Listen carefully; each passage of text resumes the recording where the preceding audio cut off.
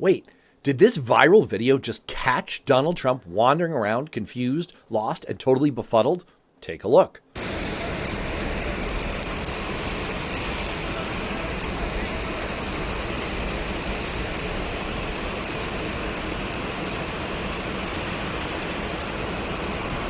The answer is no.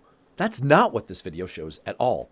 I manipulated it. What I want to do in this very short video is talk about the recent outbreak of cheap fake videos that have been selectively edited, like the one that the New York Post put out that deceptively tried to make it look like President Biden was wandering around confused.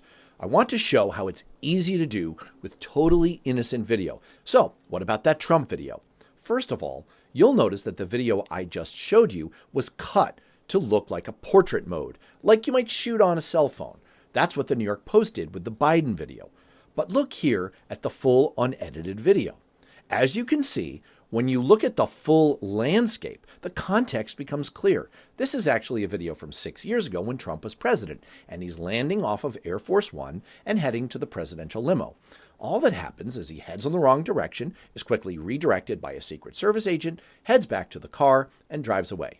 Now, to be sure, Trump actually did get confused about where he was supposed to go. But look, I hate the guy because he's a fascist criminal, but I don't fault the President of the United States for needing a staffer to tell him, hey, Mr. President, you're going over there. Now, let's look at that Biden video. At first glance, it sure does look to me like Biden is wandering around confused, and that's because it is deceptive. The giveaway is that it's been cropped into portrait mode.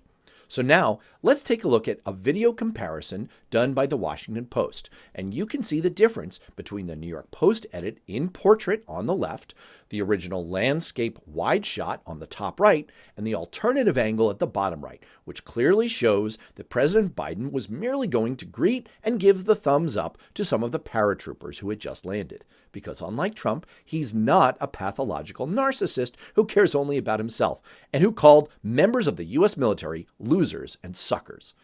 I could show you tons more examples, but the bottom line is there are 3 simple rules when you see a new video that seems to show something damning about Democrats. First, consider the source. The following tale is true, and by true, I mean false. It's all lies, but they're entertaining lies. And in the end, isn't that the real truth? The answer is no. The Rupert Murdoch-owned New York Post isn't exactly at the top of the list of the most trustworthy. After all, they are the newspaper that famously ran the headline, "Headless Body Found in Topless Bar." Second, look for edits. Portrait view, cropping, jump cuts, or loops, like I'm showing here of Trump looking confused, are giveaways that there might have been deceptive editing. And finally, consider the underlying message. If it fits neatly into a right-wing narrative, there's a good chance it's deceptive. It's like the old joke about Donald Trump. How can you tell when Trump is lying? His lips are moving. How can you tell when right-wing media is lying to you? You're watching it.